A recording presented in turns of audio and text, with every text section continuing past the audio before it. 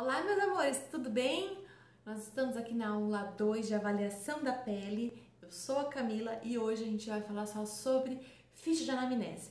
Dando continuidade na aula anterior, onde a gente viu todas as informações complementares, o que você precisa colocar numa ficha de anamnese, o que você não precisa colocar, como perguntar para o seu paciente, como questionar o seu paciente. E lembrando que quando você faz uma bela ficha de anamnese, você sim pode até agregar valor para esse trabalho, tá bom? Então, por isso é super importante que você vá lá embaixo na descrição do vídeo, vai ter um link onde você vai clicar, colocar o seu e-mail e você vai receber essa ficha de avaliação para você fazer junto comigo. Então, vamos lá? Então, agora a gente vai falar sobre a avaliação da pele. O que a gente tem que perguntar, o que a gente tem que estar atenta na pele. E a pele, por incrível que pareça, tem mais coisas pra gente perguntar do que do corpo, tá? Porque o corpo é algumas coisinhas bem básicas ali. O rosto não, colega. O rosto, por mais que seja uma área pequena, tem tudo que você tem que perguntar na vida ali, tá? Tudo tem no rosto, né? Tudo aparece no rosto. Então, bora lá falar sobre pele. É super importante falar sobre qual é o fototipo do paciente, ou seja, qual é a cor da pele do paciente. E tem diferença mesmo, cá, tratar um paciente de pele mais clara e paciente de pele mais escura?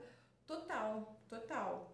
Paciente de pele mais clara é um paciente que ele fica muito vermelho, muito fácil, é um paciente que tem a pele muito sensível. Só que o paciente de pele negra, por exemplo, é um paciente que mancha muito. Então, se na limpeza de pele você meter a mão no paciente com força, você vai manchar muito essa pele do paciente. Então, é super importante você saber avaliar o fototipo do seu paciente.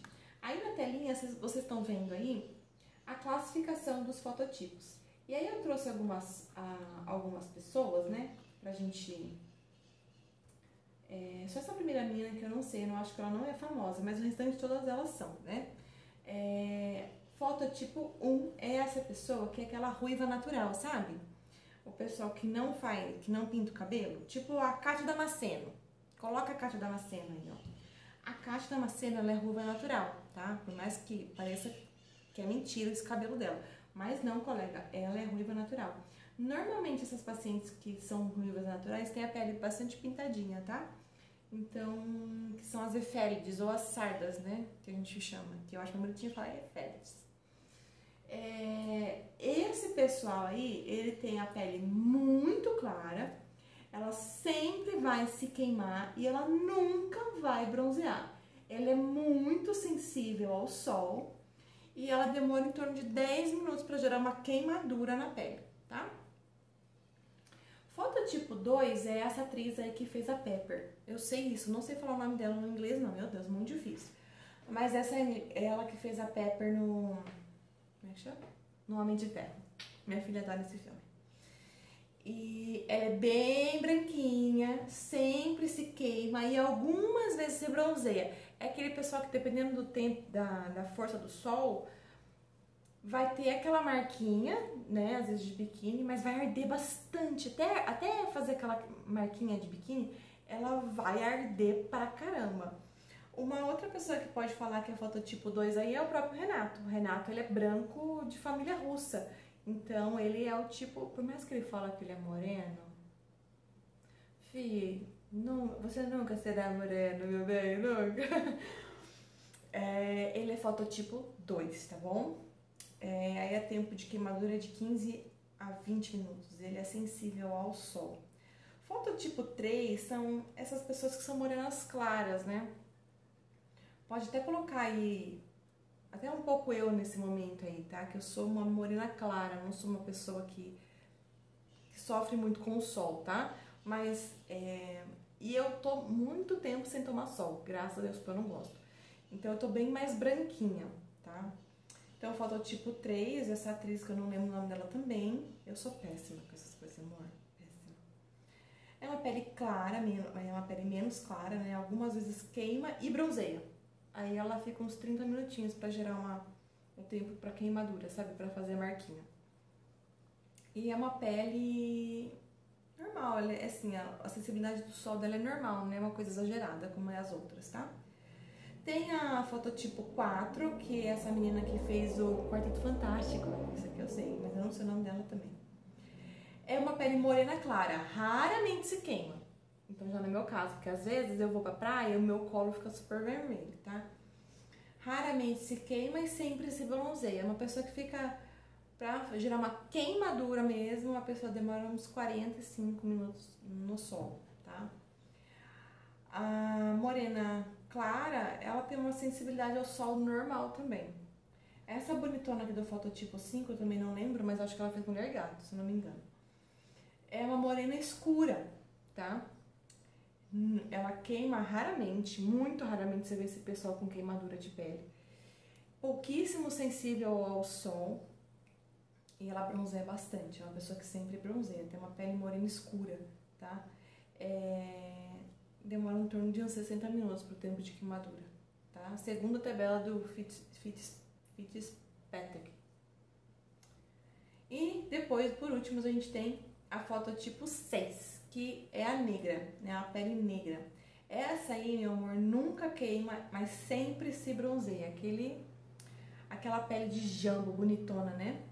60 minutos pra queimar. Então a pessoa demora, hein? A pessoa pode ficar lá no sol que não dá ruim, não. E ela é insensível ao sol. Só que tem um problema bem sério nessa pele. A pele escura, muito escura, é uma pele que tende a ser mais grossa, que nem pele de pessoas pardas, né? Ou de japoneses, assim, chineses. A pele deles é mais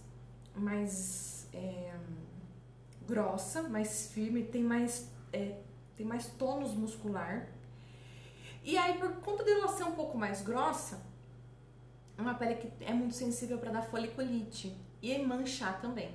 Então, esses pacientes têm que tomar bastante cuidado com aquilo que você for fazer nele. Por exemplo, um peeling de diamante que você for fazer nesse paciente tem que ser com 1 milímetro de mercúrio de pressão mais fraco, tá? Se você fizer o peeling nesse paciente com os milímetros de mercúrio muito mais forte, o que vai acontecer com o seu paciente? Ele vai ficar com a marca das ponterias diamantadas, sabe? Então tomem cuidado. Peeling de cristal, então, mais cuidado ainda, tá bom? Então isso é muito importante você colocar fototipo 3, fototipo 2. Se você tiver dificuldade para colocar na frente, fototipo 2, pele clara, tá? Uma coisa assim para você sempre lembrar. Biotipo cutâneo. Biotipo cutâneo, o que é? Se a pele da pessoa é oleosa, se a pele da pessoa é seca, se a pele da pessoa é mista, tá? Essas diferenças de tipo de pele, tá? Isso é bem importante, porque dependendo do qual tipo de pele, o tratamento vai ser diferente, tá? Então, lá, tem as eudérmicas, que são as peles normais, que são peles que são sonhos de consumo, mas aqui no Brasil é muito difícil a gente achar pessoas com a pele eudérmica. Por quê? Porque é calor, né, colega? Aqui é calor, calor, calor. A não ser lá no sul, mas aqui é calor. Brasil é calor, amiga. Aqui na minha cidade, então, é o fervo, você entendeu? Então, normalmente, o que a gente vai ver? Pele lipídica, que é a pele oleosa, tá? Pele alipídica, ou seja, A de negação, alipídica. Então, uma pele seca, tá? A pele seca, colega, normalmente dá em pessoas mais velhas, tipo, que estão na menopausa, essas coisas, entendeu? Ou que fez alguma cirurgia que tirou os ovários e o útero, aí ela acaba entrando numa menopausa muito cedo e aí a pele fica bem ruinzinha mesmo, tá? É bem comum, mas assim, do contrário, eu nunca vi uma pessoa mais jovem com a pele alipídica. Pele mista, que também é bem comum, pessoa que é oleosa nessa região, e aí é um pouco mais normal aqui. Ou a pessoa ela é oleosa aqui, seca, mais normal aqui, mais normal aqui, entendeu? Também tem a colega aí. E a pele acneica, também é um tipo de pele, tá? Então a gente precisa colocar aqui. Depois a gente avalia qual é o grau da acne da pessoa, tá? E a gente vai falar sobre as discromias. Gente, discromia, acho que é algo que a gente deveria ficar pelo menos aí uma aula inteira falando, né, sobre discromia, porque ela é uma das coisas que a gente mais pega, né? Pessoa manchada, né? Então, mas aqui é só avaliação, tá bom? Então vamos falar na avaliação. Então as discromias, elas podem ser a acromia, hipocromia e hipercromia, tá? A acromia é a ausência do pigmento. Então, um tipo de acromia que a gente pode falar são albinismo, tá?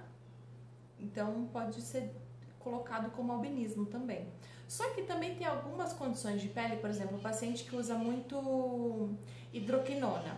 A hidroquinona, dependendo da quantidade do que o paciente usa, tudo mais, pode ser que depois de um tempo comece a aparecer manchas brancas nessa região. As marcacas voltaram. Oh, Senhor Jesus, estão querendo participar da aula. Aí o paciente ele volta com manchinha no rosto, umas manchinhas brancas e tal. Aí ele vê, olha, ele estava passando hidroquinona. Aí apareceu umas manchinhas brancas, o que aconteceu? O ativo da hidroquinona tem a capacidade de causar isso aí, que é aquele desnaturação do melanócito. E aí mata o bichinho e o bichinho para de produzir o pigmento. Não tem o que fazer, amiga. Manchou branco, danou-se. Aí não tem o que fazer, porque a gente trata mancha escura, mas mancha clara não tem o que fazer não, galera.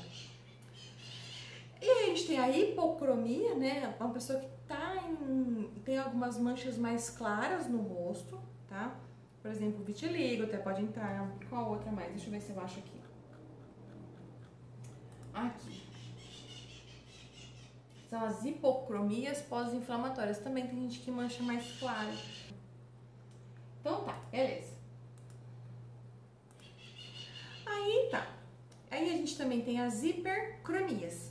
As hipercromias são as efélides, que são as sardinhas pintinhas. São as hipercromias pós-inflamatórias, que são bem comuns. Por exemplo, o paciente depila muito o buço, aí fica com a marca da cera. Ou o paciente depila muita axila e fica com a axila escurecida. O melasma é uma hipercromia, tá? E aí você anota qual é o tipo de hipercromia, se é hipercromia, se é pós-inflamatório, coloca o local, tá bom? Coloca onde que é a hipercromia do seu paciente, que isso é bem importante você saber. E se a pele é acneica, então a gente tem grau 1, grau 2, grau 3, grau 4 e grau 5. 5, isso. Grau 1, vamos lá. Acne de grau 1, presença de pequenos comedões fechados, sem lesões inflamatórias, tá? Grau 2, comedões abertos e fechados, tem pápulas, tem pústulas, tá? Isso é bem característico. É bem comum também a gente encontrar dentro da clínica estética. Grau 3, grau 4. Grau 3, comedões, tem as pústulas, tem cistos, às vezes pode aparecer nódulos, tudo mais, tá? Grau 4, comedões, os comedões abertos e fechados, tá? As lesões císticas, tem os cistos bem maiores, eles podem até formar conexão. Por exemplo, esse paciente aqui de baixo. Às vezes você aperta essa região aqui de baixo e começa a vazar numa outra região, sabe? Dá uma dó, viu, gente? É difícil, viu? Bem, essa acne aqui é bem difícil de tratar, então essa aqui, é lógico que a gente tem que fazer a limpeza de pele, mas é bom também... Ih, nossa, o que eu fiz? Mas também é bom a gente conversar com o dermatologista para dar uma medicação via oral para esse paciente, tá? Para dar uma ajudadinha nele aí. Aí tem a acne grau 5, que é a conglobata, tá? Essa acne é que a gente não trata. Isso aqui a gente manda pro médico, tá? Porque isso aqui é muito severa, pode causar muito problema pro paciente, pode dar necrose nesse tecido, entendeu? Pode dar uma infecção generalizada, então você não mexa nesse paciente. E a gente não se sabe porque da causa exata de aparecer isso, tá? Olha que dói essa pessoa.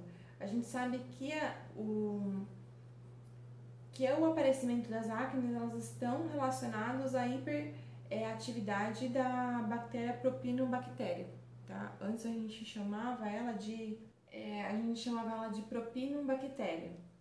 Só que hoje a gente sabe que o nome dela foi alterado para Cutiumbactéria.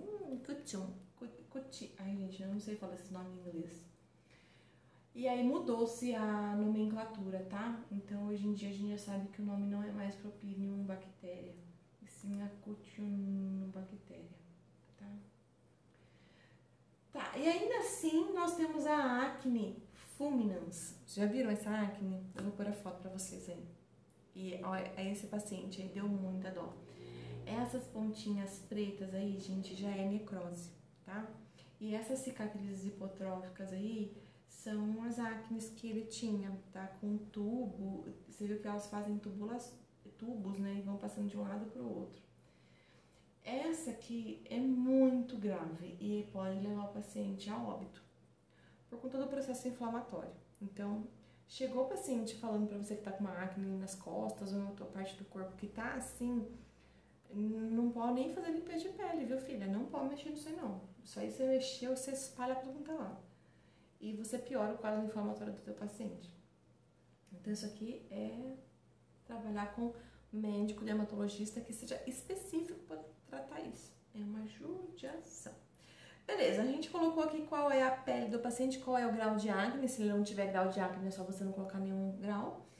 E a gente fala sobre tônus muscular. Tônus muscular. Tônus é a força daquela musculatura.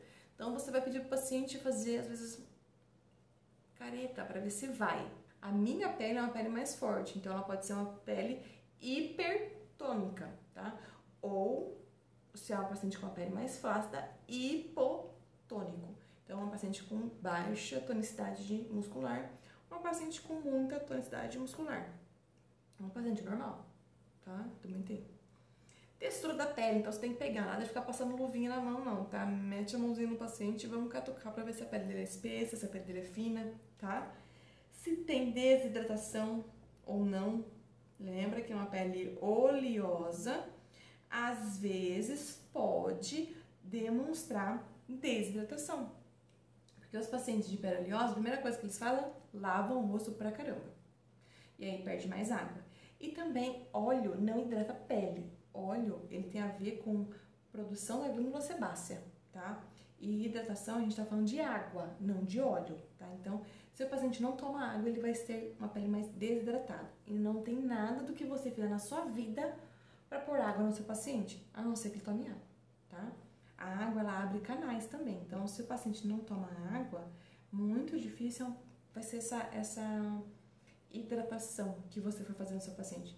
Ele vai precisar tomar água para que ele receba melhor qualquer tipo de hidratação, seja facial ou seja corporal, tá bom? E o tamanho desses ósteos, né? As características desses ósteos, que é o poro. Se ele é aberto ou se ele é fechado. Se é uma pele oleosa, tende a ser um ósteo mais aberto. Se é uma pele mais alipídica, é um poro mais fechado, um ósteo mais fechado, tá? Vamos lá falar sobre rugas dinâmicas e estáticas e linhas de expressão? Então, quando vocês veem o meu rosto, vocês veem linhas de expressão? Sim, vocês veem linha de expressão. Uma das maiores linhas de expressão que eu tenho é aqui, ó. Né? Aqui, do sorriso. Que chama o sulco nasogeniano. Então, vocês vão colocar linha de expressão? Sim, a Camila tem. Qual? Profunda. Então, profunda, e aí você coloca nasogeniano ou bigode chinês, tá? Rugas estáticas. Rugas estáticas é aquelas pessoas que, sem, por exemplo, o Renato, põe uma foto do Renato. O Renato, sem fazer nenhum tipo de mímica com o rosto dele, a gente já consegue ver essa ruguinha de preocupação, que é aqui, ó, na glabela, tá? Essa aqui é uma ruga estática. De tanto ele fazer isso, a ruga ficou ali, o sulco ficou ali, aí marcou a pele da criatura e caiu. Então, o Renato tem a ruga estática profunda. Então, onde que é profunda? Glabela, ou você pode colocar a ruguinha da preocupação.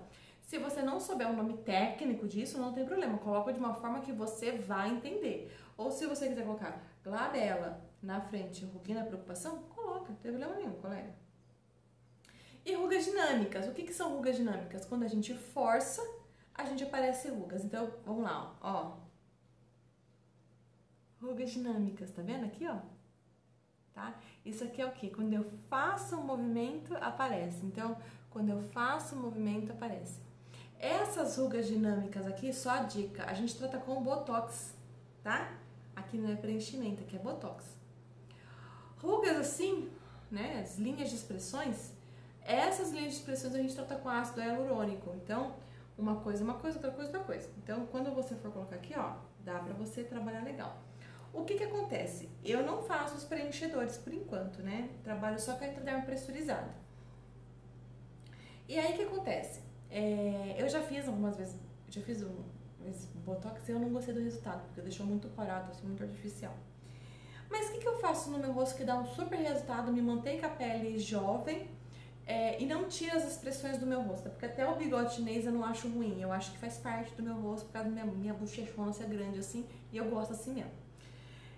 Radiofrequência. Então a gente também tem que respeitar o paciente, tá? Mesmo que o paciente apresente linhas de expressão ou marcas, tem que ver se isso incomoda o paciente, porque a mim não incomoda, mas talvez uma outra pessoa incomodaria, entendeu? Então tem que colocar aqui, lembra da queixa principal do paciente.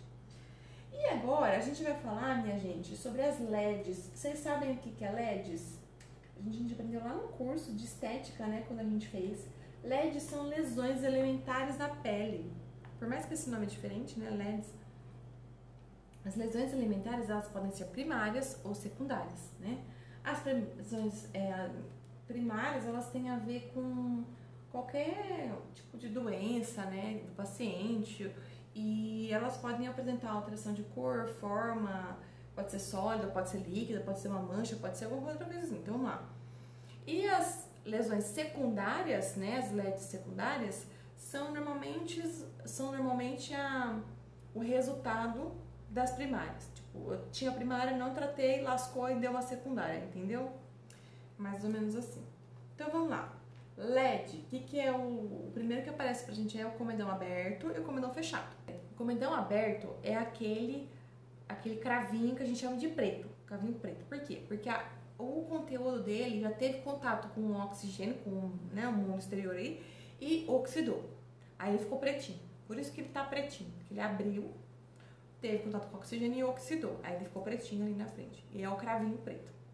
O comedão fechado, que é aquele que é a espinha, que a gente conhece como espinha, aquele é o comedão fechado, que quando você aperta, que é uma delícia de tirar, né?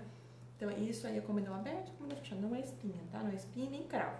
É comedão aberto e comedão fechado, tá bom? Hirsutismo, né? A gente que é do interior, aqui a gente fala hirsutismo. Até difícil de falar, né? Porque a gente pode puxar um R. O que é isso, cara? É pelo, é o aumento do pelo na mulher em lugares que é específico do homem. Como, por exemplo, barba. Uma mulher que tem barba, né, que começa a desenvolver aqui esses pelinhos do queixo, aqui assim no buço. Então, isso é um lugar que tecnicamente teria que ter pelo masculino. E aí a mulher começa a desenvolver esse pelo. A gente, como esteticista, pode falar, colega, ó, você precisa procurar um endócrino, porque pode ser algum tipo de problema hormonal, tá? Não é normal ter pelinho nessa região. Então ela vai no endócrino e procura, e às vezes normalmente é distúrbio hormonal, aumento da testosterona e tudo mais, tá? E depois a gente vai ter hipertricose. A hipertricose, ela pode até às vezes confundir um com o outro, né? Mas lembre-se que o hipertricose é um aumento de pelos em qualquer parte do corpo. Masculino, feminino, mas em qualquer parte do corpo. Então, se você colocar hipertricose no Google, vai aparecer essa imagem. É um rosto completamente cheio de pelo. Esse rapaz aí teve hipertricose, né, no rosto. E aí tem que procurar um tratamento dermatológico, tá? Normalmente acho que é com laser que faz isso, mas tudo bem, isso é pra próxima aula também. Aí nós temos a pústula. Vamos lá, pústula. Pústula é isso aí, ó, bonito, nojento que a gente tá vendo, né? A pústula, elas são aquelas elevações de pele que dentro dela tem um pus, tá? A gente pode trabalhar em cima disso sim, a gente pode tirar o pus de dentro, tá? Não tem problema. O que não pode ser feito? A gente não pode ver uma pústula ali e tirar na primeira hora da limpeza de pele. Se você encontrou um lugar que tem pústula no rosto do seu paciente, sempre deixe a pústula pro fim.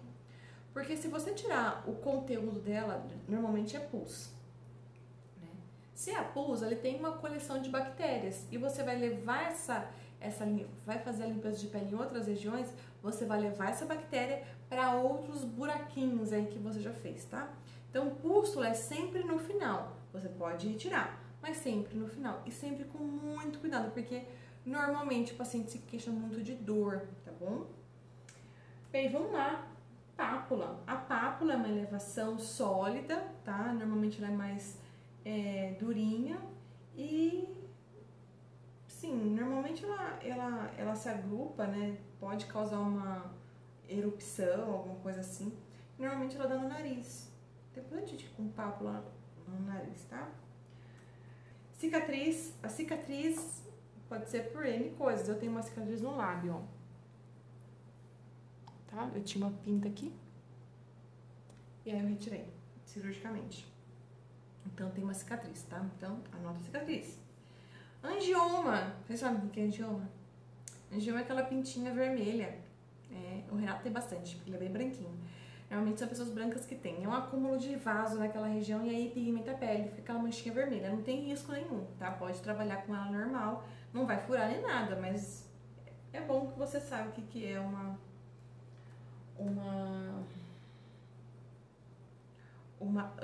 angioma, que é diferente de hemangioma, tá? Hemangioma é a mancha, tá bom? Um cisto. Cisto é aquela formação sólida, normalmente ela pode dar aqui, ó, né? Isso a gente não mexe, tá, gente? Cisto, assim, nessas regiões, assim, a gente não mexe nada, não. A não ser que seja um cisto epidérmico. Aí, se é um cisto epidérmico e ele tá bem fininho, às vezes bem pequenininho, com uma agulhinha, você fura, aperta e ele sai. Mas tem que tirar todo o conteúdo dele, porque às vezes ele forma uma sacolinha, sabe? Tipo, aqui tá o conteúdo, né? E aí ele encapsula aqui, aí dá o cisto. Se você tirar só isso aqui e deixar um saquinho aqui dentro, vai produzir mais e vai entrar lá dentro. Então tem que limpar bem a região para você não ter risco de voltar, tá bom? Chantelasma, vocês conhecem chantelasma? Eu já peguei paciente com chantelasma. Aqui, chantelasma. Chantelasma ou xantomas, tá? Ocorrem em pessoas com distúrbio de metabolismo de lipídios. Então, nessa região a gente tem bastante produção de óleo.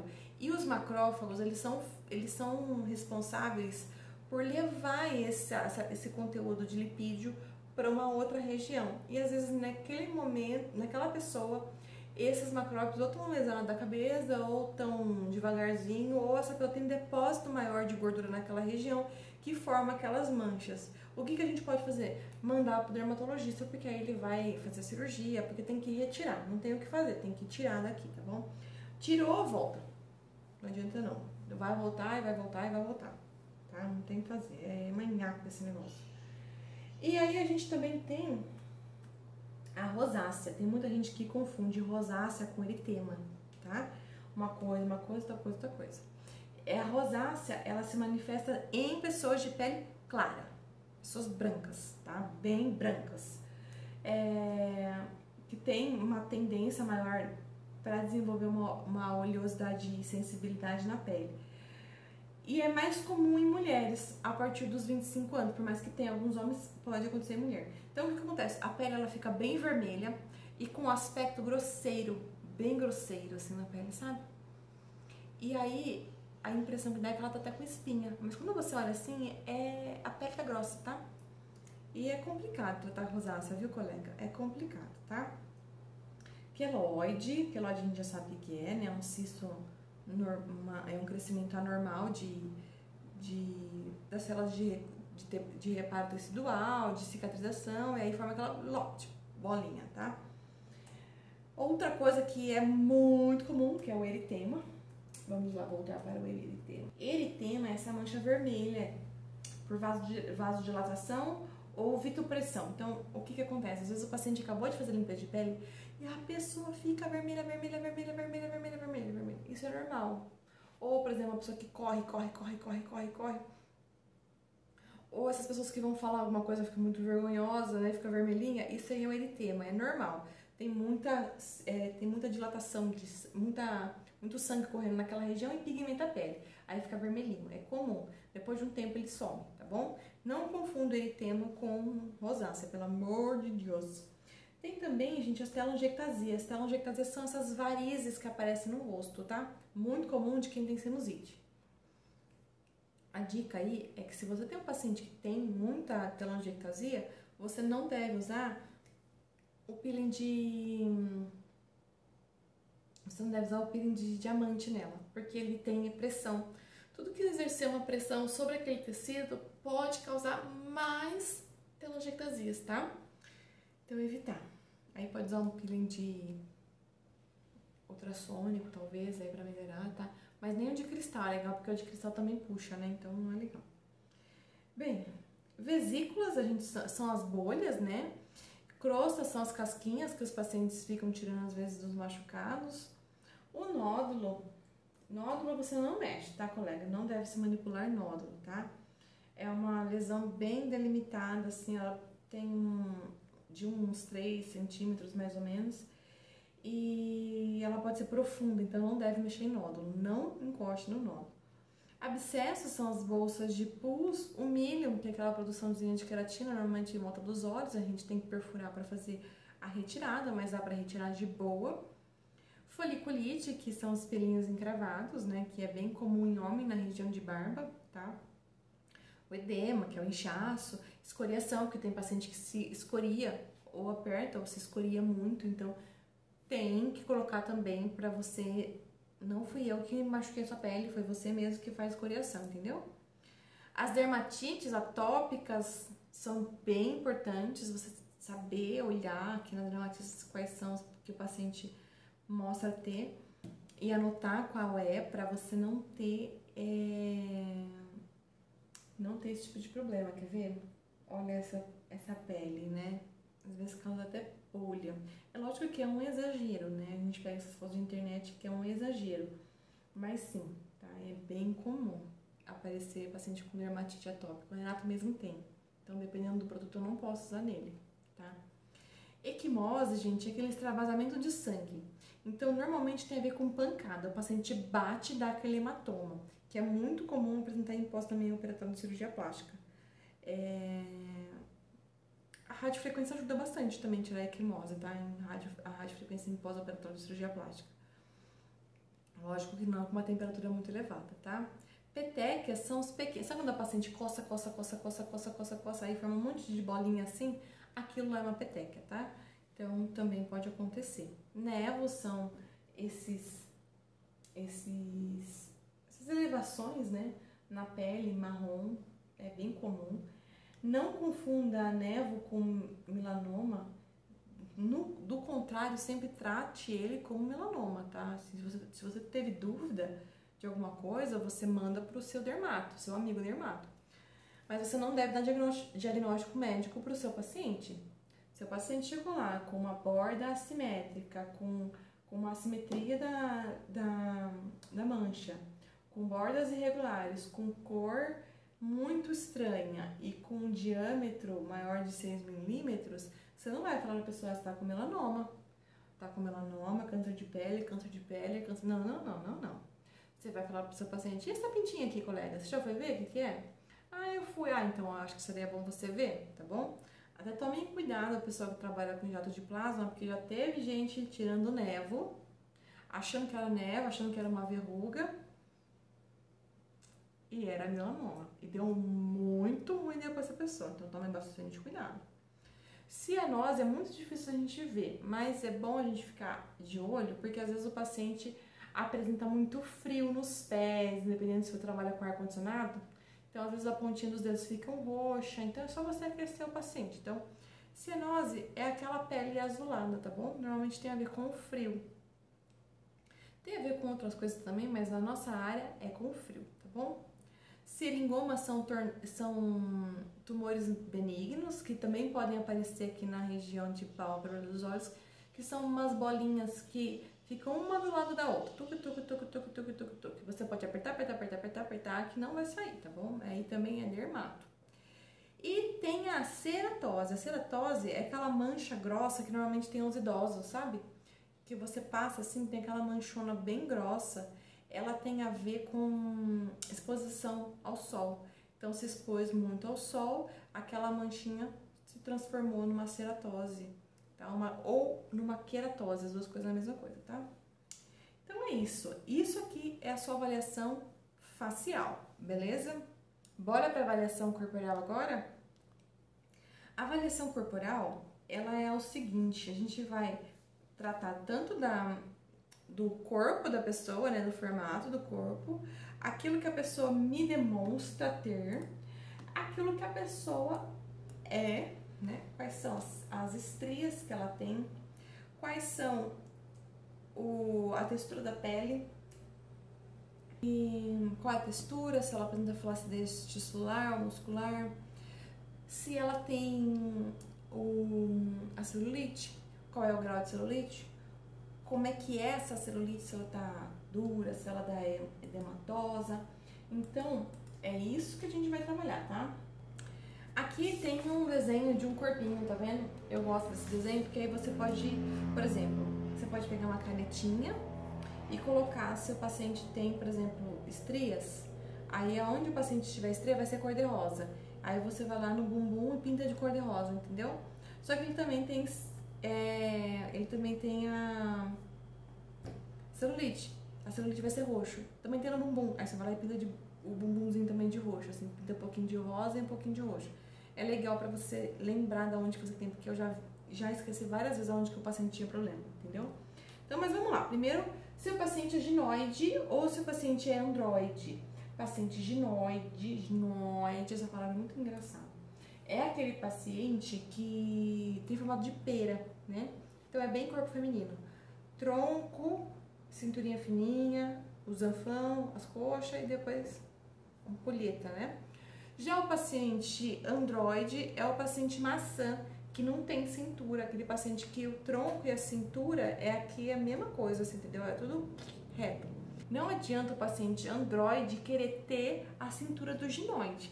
Ele só vai conseguir ter a cintura do ginoide se ele tirar umas costelas aí na cirurgia e usar uma cinta para dar umas apertadas. Mas, do contrário, minha amiga, não adianta você ficar fazendo modeladora nessa pessoa não, viu? Eu tô até te falando. Então, você coloca ginoide ou androide. Tá, beleza. Depois a gente vai falar sobre biotipo corporal. Como tem biotipo cutâneo, também tem biotipo corporal. E eles são ectomorfo, endomorfo e mesomorfo. O ectomorfo é aquele cara que come e não engorda, tá? É aquele cara alto, magro, normalmente difícil de pegar musculatura, então é uma pessoa magra mesmo, uma pessoa magra de ruim, tá? O mesomorfo é aquele pessoa normal, um normalzão lá, tipo, o cara, eu como, se eu comer demais eu engordo. É esse cara aí, tá? É as pessoas normais, assim, eu e você aí que tá assistindo, aqui, né? O Renato também, que se comer engorda, né? É normal. E tem o endomorfo. Gente, esse cara sofre porque ele come alface e engorda, tá? É aquela pessoa normalmente que tem muita dificuldade com peso, foi gordinha quando era criança, foi adolescente gordinho e gordinho, filha. O resto da vida vai ser gordinho. Esse paciente aqui, ele sofre, então ele vai ter que fazer um acompanhamento tanto com um esteticista, para não ter flacidez de pele, para não ganhar mais peso, com um nutricionista, nossa, deu um nó na minha correntinha aqui, colega, vocês não têm noção. Com um nutricionista, às vezes até com um psicólogo, né? Porque às vezes pode ser que tenha algum problema, algum distúrbio ali, né? Que tem causado essa fome exagerada ou até mesmo se descontar na comida, né? Então, beleza. Chegou nas estrias, vamos três principais.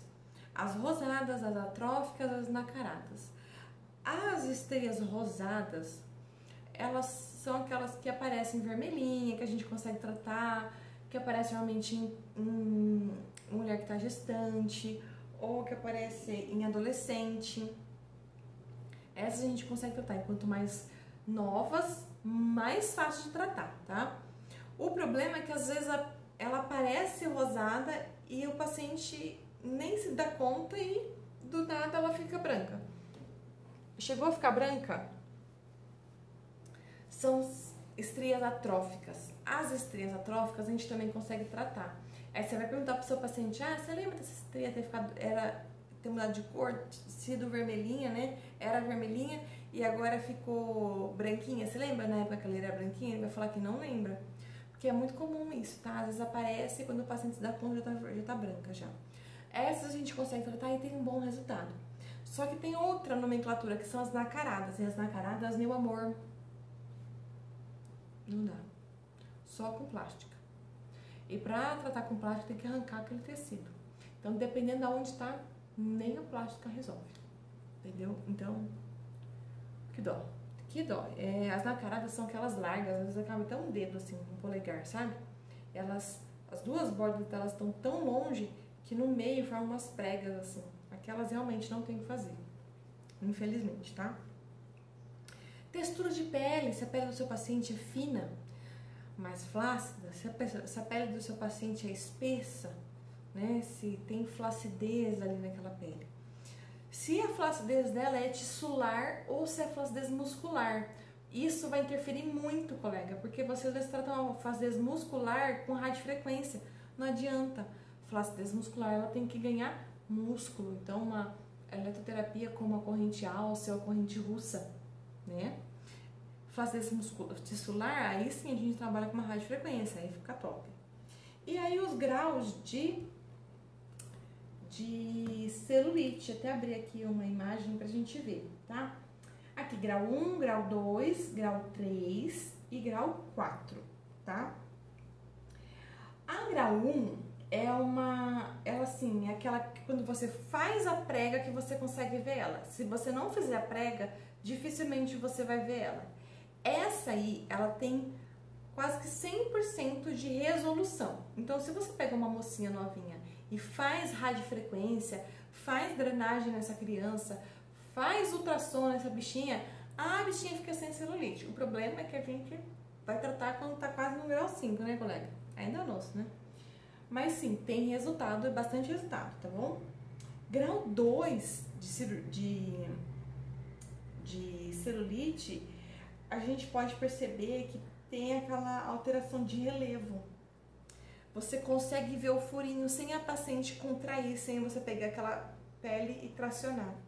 Essa aí a gente consegue tratar também, tá? A gente trata, ela tem um bom resultado, principalmente com radiofrequência.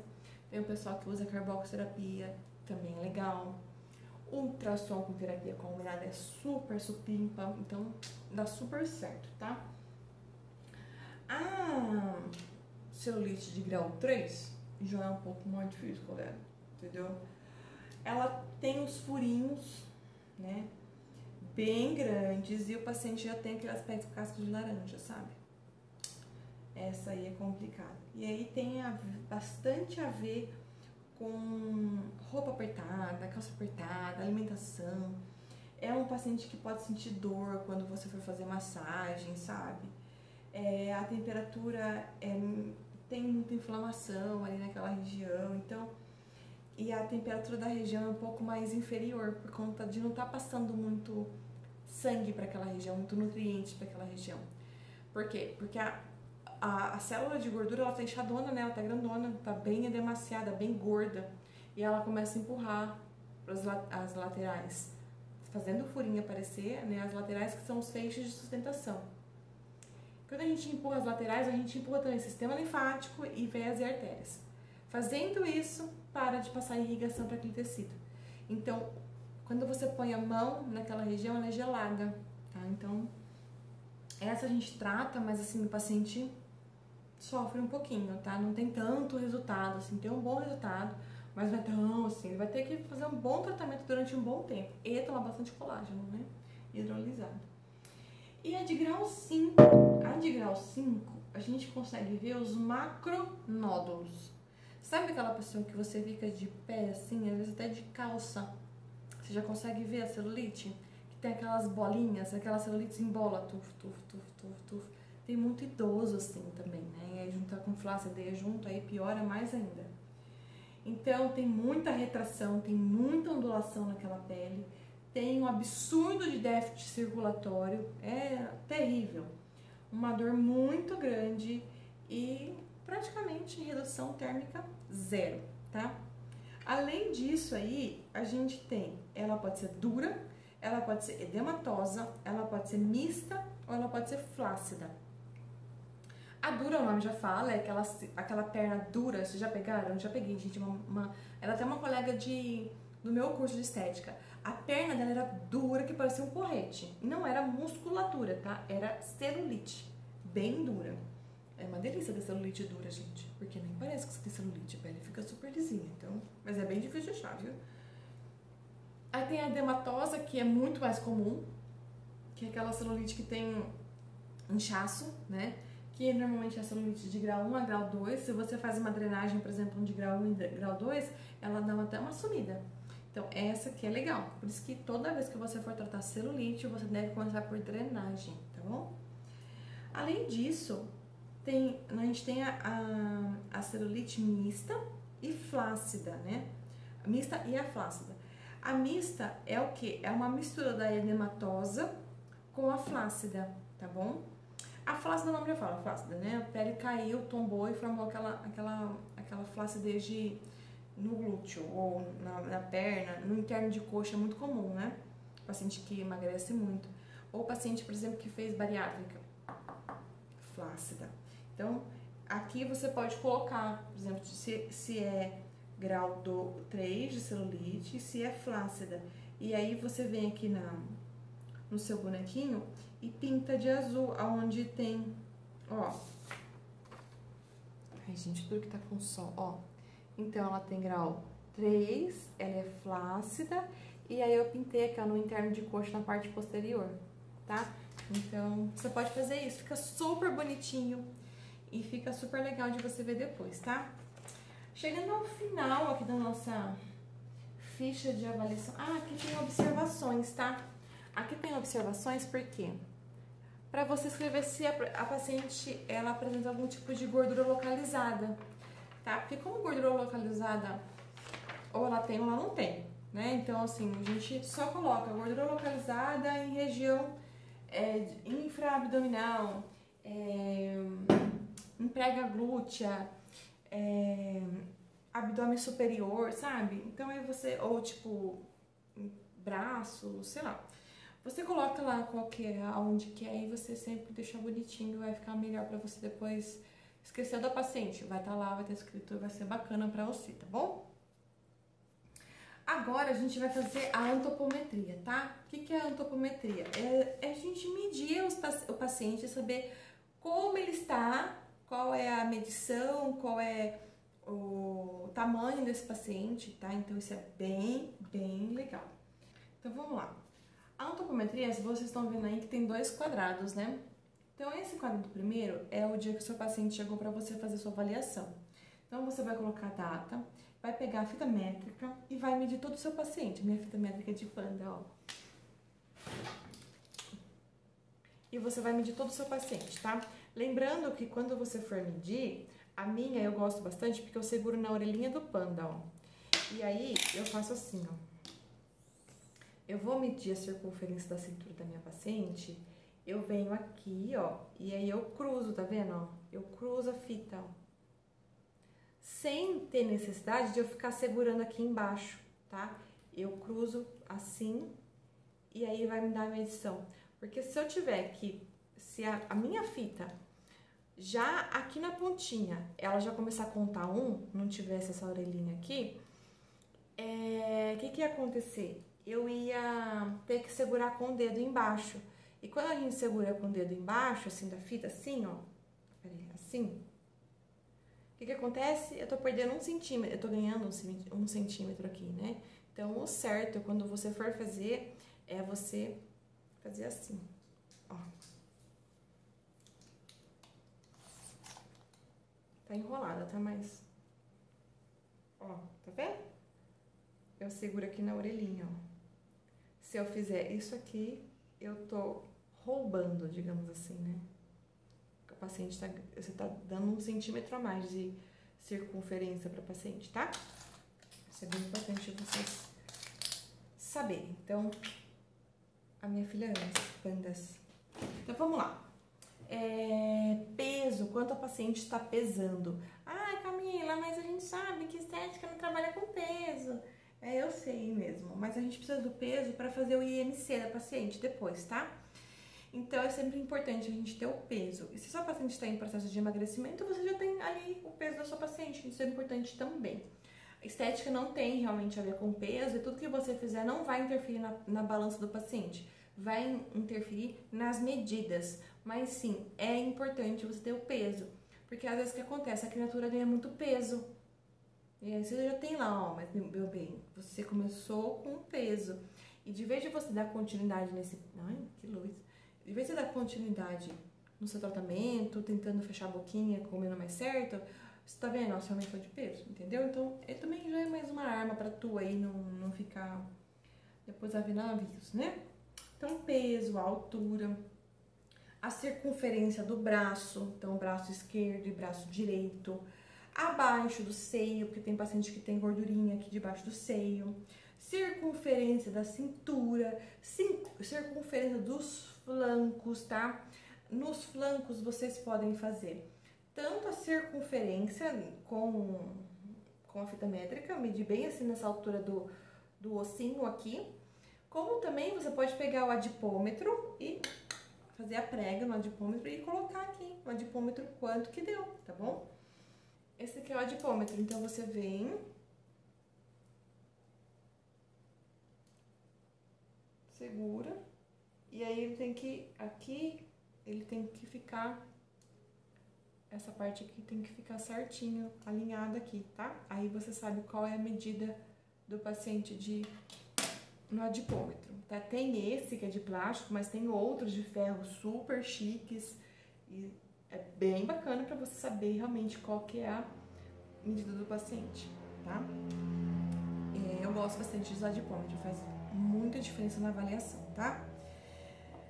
Aí a circunferência do quadril, circunferência da coxa direita, da coxa esquerda. Eu só escrevi C direita, C esquerda, né? Mas é coxa direita e coxa esquerda, tá? Eu coloquei assim porque às vezes tem diferença e é gritante a diferença de uma coxa para outra, então eu coloquei. Abaixo do glúteo, você vai pedir para o seu paciente juntar os dois pezinhos e os joelhos para você conseguir pegar bem ali na bananinha. Mesma coisa, você pode tanto aferir a circunferência com a sua fitinha ou pegar e fazer uma preguinha no glúteo ali, de ponta, tá? E aí, depois que a gente fez toda essa avaliação, a gente vai fazer dois cálculos. O primeiro cálculo do IMC, que é a altura versus o quilo, e ver o quanto que deu. Aqui eu tenho 1,64 m e não vou falar meu peso pra vocês, tá brincando, 62 quilos. Vamos lá, calcular. O meu IMC deu 23. 23 dá entre IMC 18 ao IMC 24,9, que é o normal, tá bom? Então, beleza. Passei, hein? Que bom. Então, tá tranquilo. Agora, a gente vai falar sobre... Aí você vai colocar aqui, tá? IMC 23, não sei quanto. E sempre coloca as vírgulazinhas, porque vírgula, minha amiga... Aqui no MC você vê que faz toda a diferença, né? 24,9 já é alguma coisinha ali, tá? Já é uma diferença. Agora a gente vai fazer a tabela que chama RCQ. Vocês já ouviram essa tabela RCQ? Que é a tabela relação entre a cintura e o quadril. Então você vai pegar a circunferência da cintura e vai dividir com o quadril, tá? Um dividido pelo outro. O meu resultado da circunferência quadril aí, dessa pessoa hipotética que eu coloquei, é de 0,62, tá? O que isso quer dizer? Que eu tenho baixo risco para doenças cardiovasculares. Ai, Camila, que coisa tonta, eu tenho que passar isso para o meu paciente? Claro que sim, você tem essa informação agora, por que não passar? E não tem problema nenhum. Então, por exemplo, ó, essa minha paciente aí que eu falei, ela deu... Quanto que eu falei que deu? Que agora eu esqueci. 0,62. vamos supor que ela tem de 30 a 39 anos. Abaixo de 0,84, para mulher é baixo, tá? Então, a gente consegue passar essa informação para o nosso paciente e eles ficam felizes da vida. Quando a gente pega, que deu, sei lá, 96 e a pessoa já tem um risco maior, aí você fala, olha, você tem um risco de doenças cardiovasculares, pela tabela RCQ, é importante você fazer o acompanhamento para tentar emagrecer, porque isso pode causar malefícios para a sua saúde, pananá, pananá, pananá, pananá. Pronto. O paciente ama, tá bom? Beleza, terminamos de fazer uma antropometria. Aqui embaixo vai ter o que? O protocolo de tratamento esteticista, que aí eu vou colocar. A paciente será submetida a tantas sessões de tantas coisas, num prazo de tal. Você pode até colocar que a pessoa tem direito a desistência um dia antes do tratamento, tá? Por quê? Porque aí, por exemplo, um dia antes do tratamento, não, um dia antes do agendamento. Então, por exemplo, você fechou o pacote com a pessoa, você fechou o tratamento com a pessoa. Aí a pessoa, você marcou o horário com ela. A primeira sessão ela veio, a segunda sessão ela veio, a terceira sessão ela começa a faltar, só que ela avisa na última hora. Você se prejudica e ela também, porque o resultado não vem. Quando você descreve isso, vira como se fosse um contrato. E aí a pessoa vai ler, ela lendo, ela vai ver que ela vai ser submetida a tantos procedimentos, que ela não pode faltar. Em casos excepcionais de falta, tem que avisar com, sei lá, 24 horas de antecedência. Será permitido a reposição de 3 aulas se a paciente desmarcar, de 3 sessões, quer dizer, se a paciente desmarcar, entendeu? Você descreva isso de forma bem clara, tá? Você vai datar, colocar o teu nome e assinar. Aí embaixo vai ter eu, fulana de tal, que é o nome da paciente, né? Com RG tal, com CPF tal.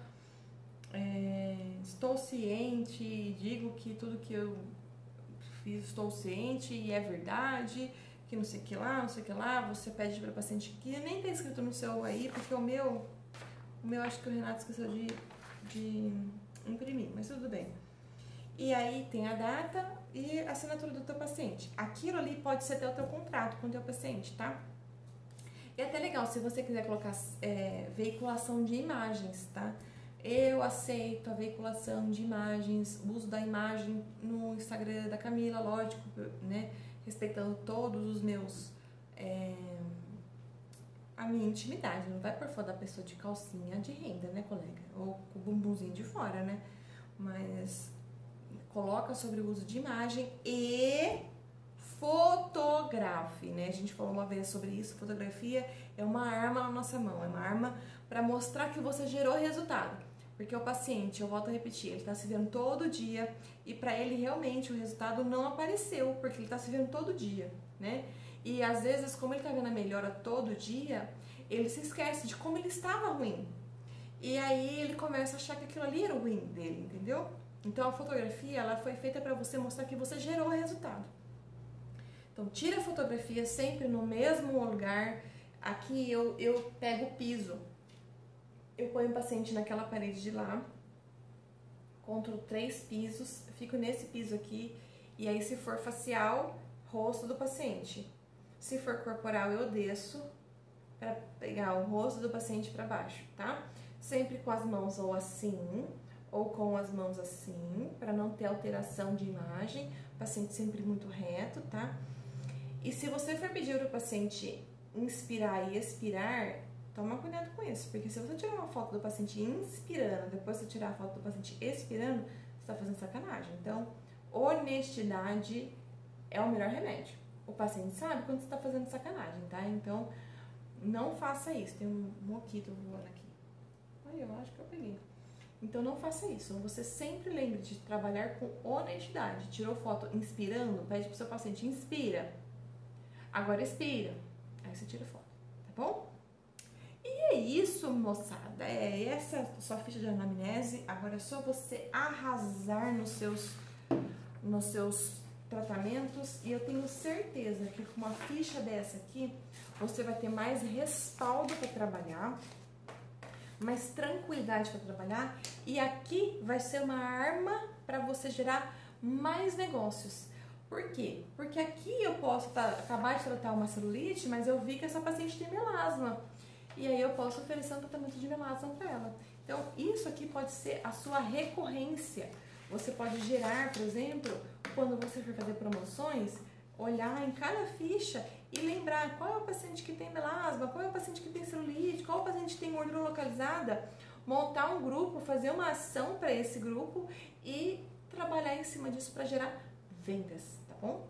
Então, não se esqueça, a anamnese é uma arma tanto para você trabalhar de forma legal, quanto para você aumentar as suas vendas.